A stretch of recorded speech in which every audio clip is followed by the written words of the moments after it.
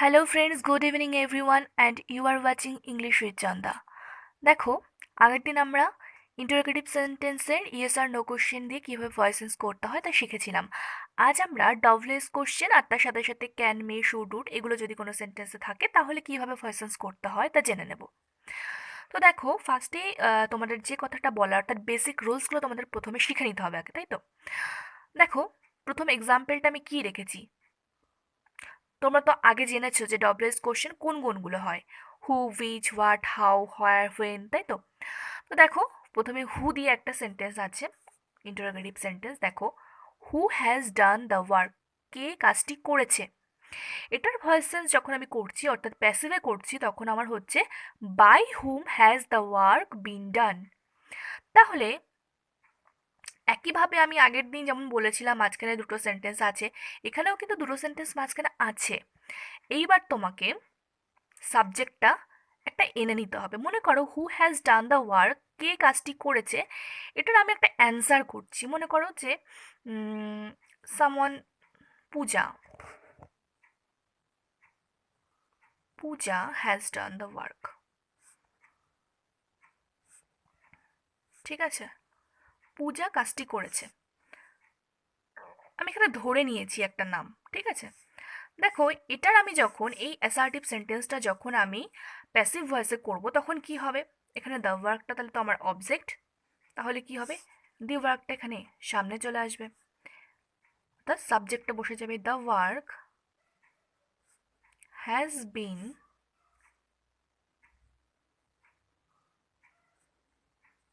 ডান by পূজা।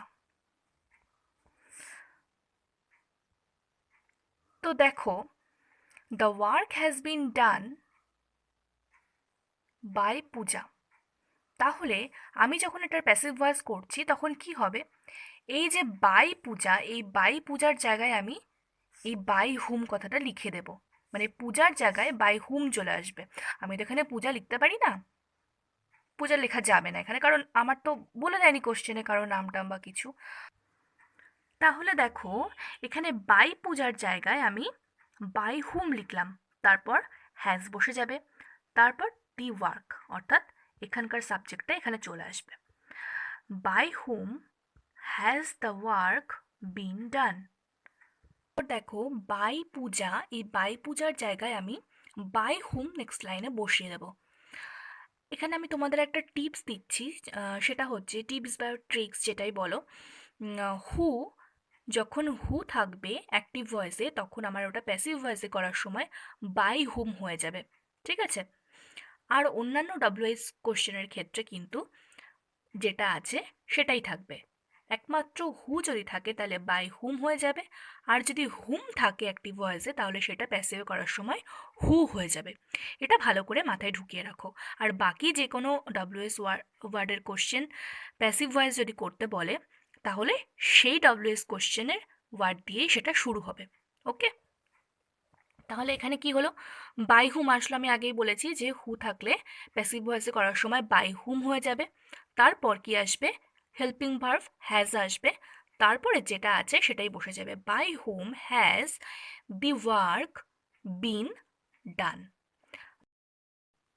দেখো, by whom has the work been done, এখানে কিন্তু হ্যাজটা সাবজেক্টের আগেই হয়েছে, সাবজেক্টের পরে কিন্তু আসবে না, অর্থাৎ by whom the work has been done এমন কিন্তু হবে না, কারণ এটা আমি কোশ্চেন করছি, সুতরাং সাবজেক্টের আগেই আমার হেল্পিং ভার্বটা আসবে। ঠিক আছে? ওকে, নেক্সট কি বলেছে দেখো, হোয়াট ডাজ হি ওয়ান্ট, সে কী চায়। তাহলে এটা আমি একইভাবে কিছু একটা অ্যান্সার ধরে নিচ্ছি যে he wants a book, he wants a বুক, সে একটা বই চায়। এটা কিন্তু আমার যাবে না, এটা কিন্তু প্যাসিভে করার সময় করব না, কিন্তু জাস্ট ধরে নিলাম আমি হি ওয়ান্টস এ বুক। তাহলে এটা আমি প্যাসিভে করার সময় কি হবে? A book is wanted by him, হয়ে গেল।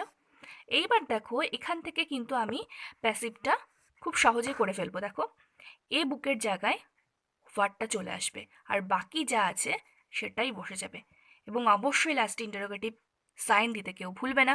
আর এটা যদি না দাও তাহলে কিন্তু পুরো লাইনটা করাই বেকার একদম। ওকে, তাহলে আমি বলেছিলাম তোমাদের যে ডব্লিউএস কোশ্চেনে শুধুমাত্র হু আর হুম বাদে অন্য যে কোনো ডব্লিউএস ওয়ার্ডের ক্ষেত্রে যেটা থাকবে সেটাই বসে যাবে। তাহলে আমার এখানে ওয়াট আছে, আমার ওয়াটই বসে গেল।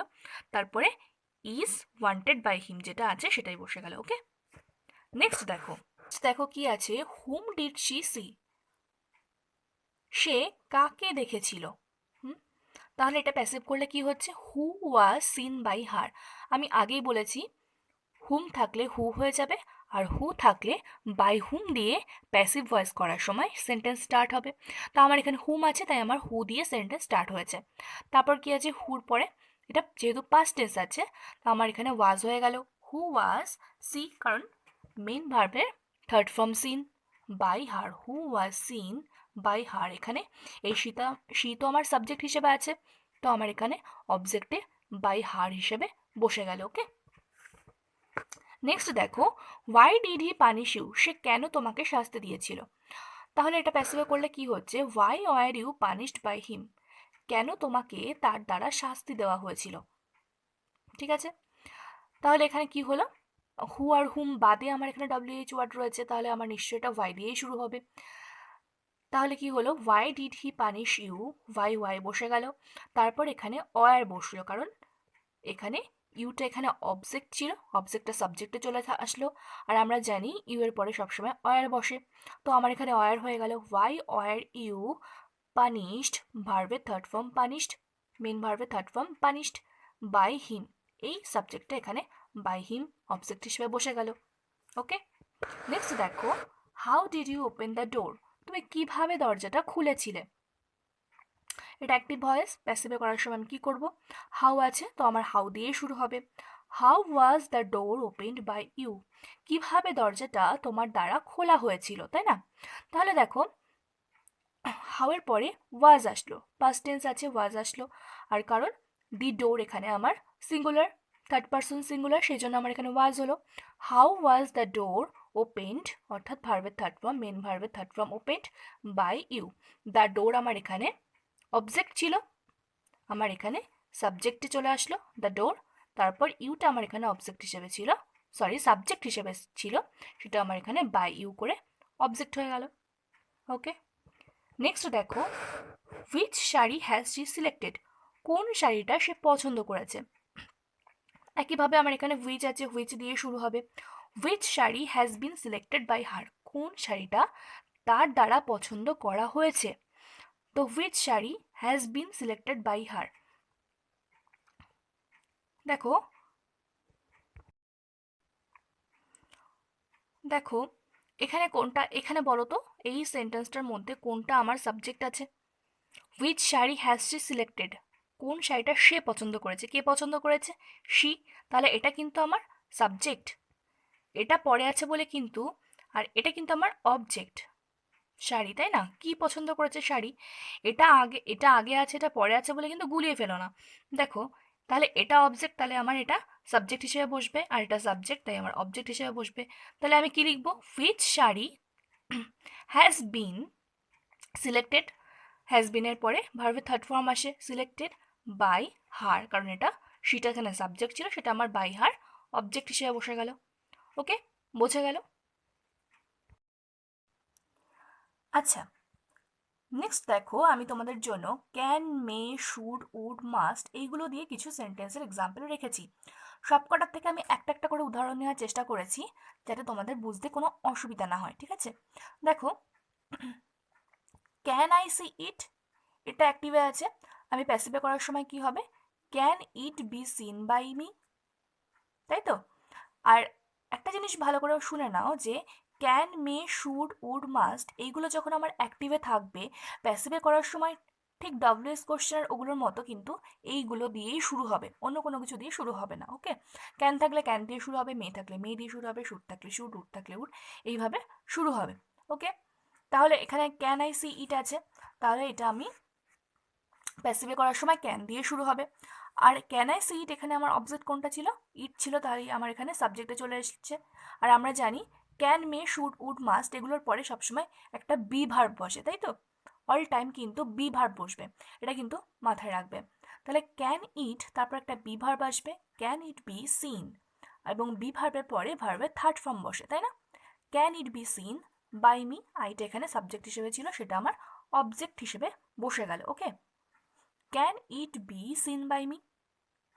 নেক্সট দেখো, মে ইউ হেল্প মি, তাহলে এটা আমার প্যাসিভে করার সময় কি হয়েছে, may I be helped by you, তাই তো? তাহলে এখানে মেয়ে আছে, তো আমার এখানে মেয়ে হিসেবে বসে গেছে, মেয়েই বসে গেছে। আর এখানে অবজেক্ট কি ছিল, মি ছিল, সেটা আমার সাবজেক্টে আই চলে এসছে। তারপর আমি বলেছিলাম মেয়ের পরে সবসময় বি ভার্ব বসবে, তাহলে মে আই বি হেল্পড, ভার্বের থার্ড ফর্ম হেল্পড বসেছে, by you. May be I helped by you এরকম কিন্তু হবে না, may I be helped by you. Can, may, should, would, must এগুলোর পরে কিন্তু আমার সাবজেক্টটা আসবে, ঠিক আছে? নেক্সট দেখো, should he respect the man, তার কি লোকটাকে রেসপেক্ট করা উচিত? তাহলে এখানে কি হবে, should the man be respected by him. দেখো শুড আছে, তো আমার শুডই বসে গেছে, তারপর অবজেক্ট সাবজেক্টে চলে এসছে, তারপর একটা বি ভার্ব এসছে, তারপর ভার্বের থার্ড ফর্ম চলে এসছে, রেসপেক্ট, রেসপেক্টেড, রেসপেক্টেড, তারপর হিটা ছিল সাবজেক্ট, এটা আমার অবজেক্টে বাই হিম হিসাবে বসে গেছে। নেক্সট দেখো, would you allow me to do it, দেখো এটা উড আছে, তো উড দিয়ে শুরু হয়েছে, would I be allowed by you to do it, তারপর আমার সাবজেক্ট এসছে, এখানে আমার এটা মিটা অবজেক্ট হিসেবে ছিল, আমার মিটা সাবজেক্টে আই হয়ে গেছে, তারপর বি ভার্ব আসবে, তারপর ভার্বের থার্ড ফর্ম অ্যালাউড আসবে, তারপর বাই ইউ, কারণ এখানে ইউটা সাবজেক্ট হিসেবে ছিল, এটা আমার অবজেক্টে বাই ইউ হয়ে বসে যাবে, আমরা জানি। তারপর যেটা আছে সেটাই বসে যাবে, তাহলে কি হলো, would you allow me to do it, would I be allowed by you to do it, মানেটা কি দাঁড়ালো, তুমি কি আমাকে এটা করতে অনুমতি দেবে? তাহলে এটা মানে কি দাঁড়ালো, would I be allowed by you to do it, আমি কি তোমার দ্বারা এটি করার অনুমতি পাবো, তাই তো? নেক্সট দেখো, must he be made by me, দেখো এটা কিন্তু আমি একটু ঘুরিয়ে দিয়েছি, লাস্ট ওয়ান এবং একটু ঘুরিয়ে দিয়েছি, দেখো এটা কিন্তু প্যাসিভ আছে, এটা কিন্তু অ্যাক্টিভ আছে, ঠিক আছে? তোমাদের কিন্তু সব রকমভাবে প্র্যাকটিস করে রাখা ভালো, অ্যাক্টিভ থেকে প্যাসিভে করছো ভালো কথা, কিন্তু প্যাসিভ থেকেও মাঝে মাঝে অ্যাক্টিভে করার চেষ্টা করবে, যে তুমি পাচ্ছ কিনা, ঘুরিয়ে যদি দেয় তাহলে তুমি পারবে কিনা, সব রকমভাবে নিজেকে প্রিপেয়ার করা ভালো, ঠিক আছে? দেখো, must he be made by me, এটা আমার প্যাসিভে আছে, তাহলে আমি অ্যাক্টিভে করার সময় কি করব, মাস্টই বসে যাবে, এখানে বাই মিটা কিন্তু আই হিসেবে বসে যাবে, ঠিক আছে? তারপর আমরা কি জানি, অ্যাক্টিভ ভয়েসে মেন ভার্ব হয়, তাই তো? তাহলে মাস্ট আই মিটের মেন ভার্ব কি, মিট, মাস্ট আই মিট, এখানে হিটা হিম হয়ে বসে যাবে, এটা সাবজেক্ট ছিল এখানে, আর এটা অবজেক্টে হিম হয়ে বসে যাবে। ওকে, তো আজ এটুকুই। দেখো ভালো করে প্রত্যেকটা এক্সাম্পল আমি দেওয়ার চেষ্টা করেছি এখানে, প্রত্যেকটা এক্সাম্পল ভালো করে ফলো করো, দরকার হলে ব্যাকে গিয়ে রিপিটেড টাইমস ভিডিওটা দেখো এবং ভালো করে বোঝো, আশা করি ক্লিয়ার হয়ে যাবে। ওকে, নেক্সট টাইম আমি নতুন কোনো ভিডিও নিয়ে তোমাদের সামনে আসবো, ততক্ষণ পর্যন্ত ভালো থেকো, সুস্থ থেকো, বাই।